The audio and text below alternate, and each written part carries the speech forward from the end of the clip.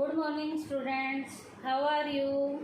Today's topic is techniques of scientific management part number 3. Part number 3 आज हम FW Taylor की बची हुई टेक्निक करेंगे और टेक्निक स्टार्ट करेंगे हम मेथड स्टडी से। FW टेलर ने इस टेक्निक को 4th नंबर पे रखा है और इसका नाम क्या है? Method study. मेथड स्टडी है क्या?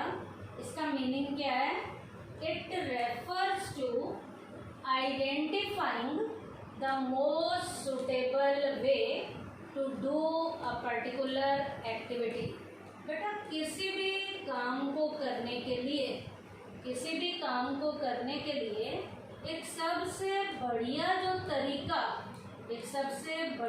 तरीका बताया जाता है वो कौन सी स्टडी में बताया जाता है? मेथड स्टडी में बताया जाता है। इसका मतलब किसी भी काम को करने का एक तरीका नहीं होता। किसी भी काम को करने के कई तरीके हैं। मान लीजिए किसी भी काम को करने के 3 तरीके हैं, तो यहाँ पर ये बताया जाएगा कि उन 3 तरीकों में से सबसे बढ़िया तरीका कौन सा है। मान लीजिए दूसरा तरीका सबसे बढ़िया है, तो मेथड स्टडी के जरिए यहाँ ये बताया जाता है कि काम आपने पहले तरीके से भी नहीं करना, तीसरे तरीके से भी नहीं करना, दूसरे तरीके से करना है। जो सबसे बढ़िया तरीका है उस तरीके को यहाँ पर बताया जाता है। इसका मतलब उस तरीके की इस स्टडी के जरिए क्या की जाती है? पहचान की जाती है। फिर से सुन लीजिए, स्टडी का मीनिंग क्या है? It refers to identifying the most suitable way to do a particular activity.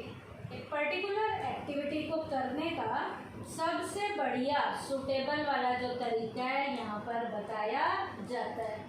इसके लिए क्या किया जाएगा? To conduct this study process chart and operational research techniques are used. इसके लिए प्रोसेस चार्ट का और ऑपरेशनल वाले जो रिसर्च की टेक्निक्स हैं उनका यूज किया जाता है। उसके बाद है the objective of this study is to find out one best way of doing the job. इस स्टडी को देने का मेन पर्पस क्या है? किसी भी काम को करने का एक बेस्ट जो है यहाँ पर तरीका बताया जाता है। किसी भी काम को करने का एक बेस्ट तरीका इस स्टडी के जरिए बताया जाता है। इसके लिए प्रोसेस चार्ट का और ऑपरेशनल रिसर्च की जो टेक्निक्स हैं उनका यूज किया जाता है। ये स्टडी कौन सी थी? Method study. उसके बाद नेक्स्ट स्टडी है मोशन स्टडी। मोशन का मतलब होता है चाल, गति। मीनिंग क्या है? It refers to a technique to study the movements those are necessary for doing a well defined job और वर्क। बेटा ये स्टडी क्या बताती है कि किसी भी काम को करने के लिए कितनी नेसेसरी वाली हमने जो है मूवमेंट्स लेनी है, कितनी ज़रूरी हमने हरकतें करनी है।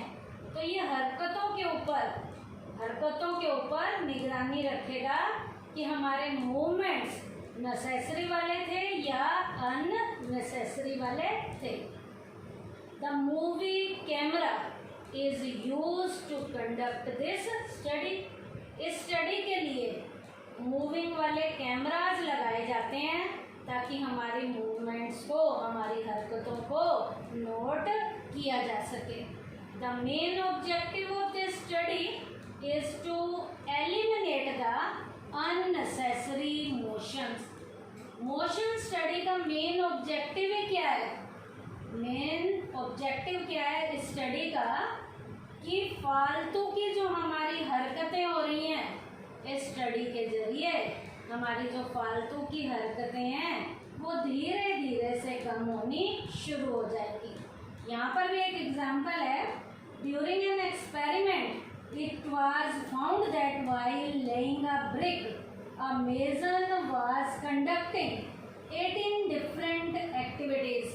बेटा एक मिस्त्री का एग्जाम्पल मिस्त्री जो है ईंटों की जब चिनाई कर रहा था तो एक एक्सपेरिमेंट के जरिए देखा कि वो मिस्त्री फालतू की 18 हरकतें कर रहा है, but after eliminating the unnecessary activities the number of activities could be reduce to 5।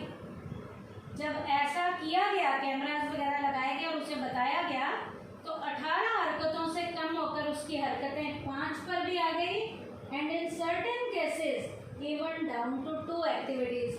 और कुछ केसेस में तो उसकी जो ये फालतू की हरकतें थी वो 2 भी रह गई। इसका मतलब 18 फालतू की हरकतों से धीरे धीरे वो 5 पे आया, और धीरे धीरे कुछ केसेस में तो ये भी देखा गया कि उसकी हरकतें बहुत कम हो गई और 2 हरकतें ही वो फालतू की करता था। तो ये स्टडी कौन सी है? Motion study. मोशन स्टडी क्या बताती है बेटा? It refers to a technique to study the movements those are necessary for doing a well defined job और वर्क। एक बढ़िया तरीके से काम को करने के लिए कितनी जो है जरूरी हरकतें होनी चाहिए, इस स्टडी के जरिए हमें पता चलता है।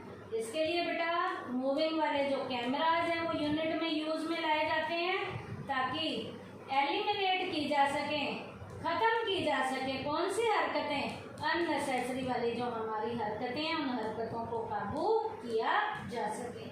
उसके बाद नेक्स्ट स्टडी है हमारी टाइम स्टडी। ये टाइम स्टडी क्या बताता है? It refers to determining the standard time required to complete a particular activity. एक पर्टिकुलर एक्टिविटी को खत्म करने के लिए कितना जो है टाइम रिक्वायर वाला होना चाहिए, कितने टाइम की जरूरत होती है। The standard time is determined on the basis of average time taken by the several experiences of the same work. अब बेटा स्टैंडर्ड टाइम को कैसे निर्धारित किया जाएगा? बेटा वो सेम वाले वर्क को कई लोगों को दिया जाएगा, और वो जो लोग जिनको दिया गया है उनमें से ज़्यादातर लोग उस काम को कितने टाइम में ख़त्म कर लेते हैं। तो ये एक्सपेरिमेंट के जरिए एक एवरेज टाइम को डिटरमाइन कर लिया जाता है, निर्धारित कर लिया जाता है। This study is conducted with the help of stop watch. ये जो स्टडी है वो किसकी हेल्प से की जाती है? स्टॉप वॉच की हेल्प से की जाती है, कि घड़ी पे टाइम नोट किया जाता है कि ज़्यादातर लोग उस सेम काम को कितने टाइम में ख़त्म करते हैं, तो वो टाइम उस एक्टिविटी को ख़त्म करने का कौन सा टाइम बन जाता है? एक स्टैंडर्ड टाइम बन जाता है। और इसके लिए स्टडी को कंडक्ट करने के लिए किसका यूज़ किया जाता है? स्टॉप वॉच का यूज़ किया जाता है। The main objectives of the study are, time study को करने का मेन पर्पज़ क्या है? इसके कुछ ऑब्जेक्टिव भी हैं। क्या?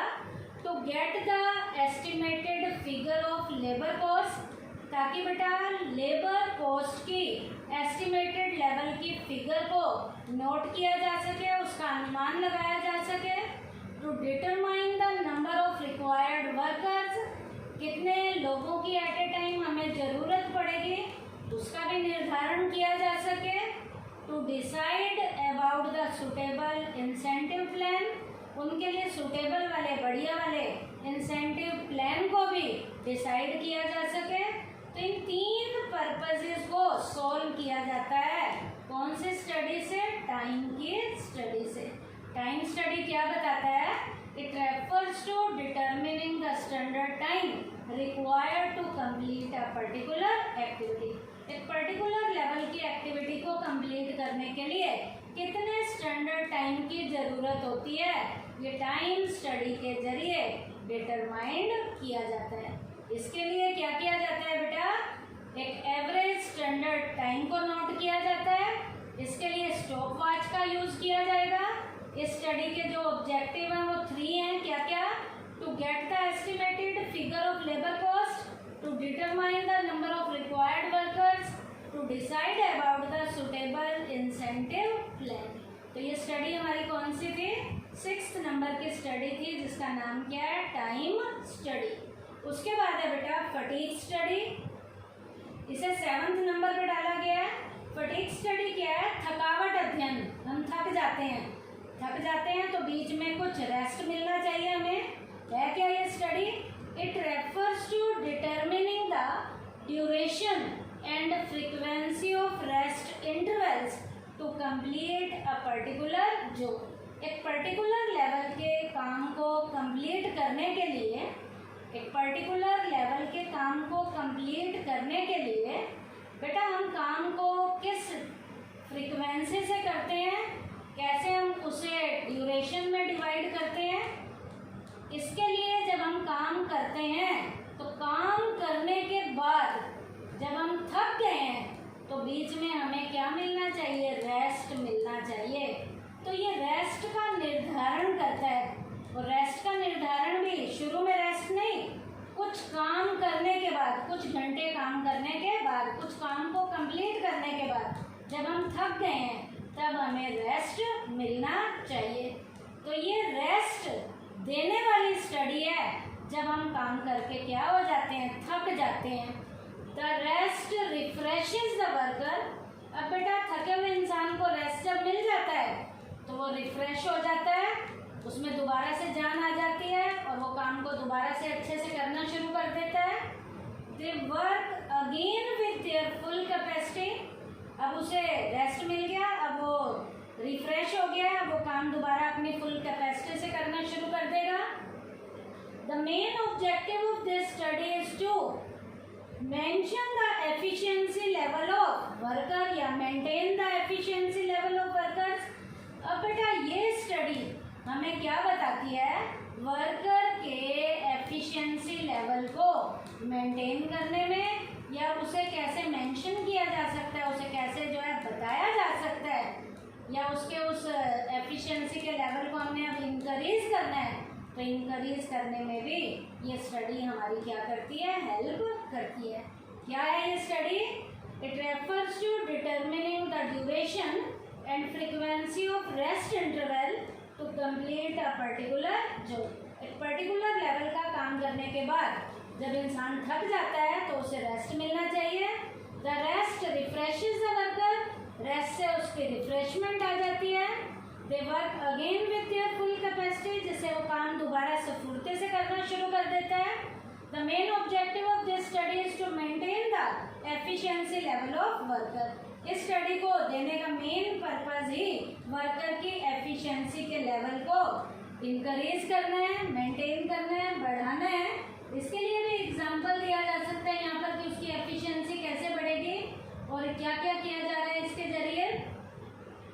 यहाँ पर आप बता सकते हो there may be of so many causes of fatigue. इंसान थकता क्यों है?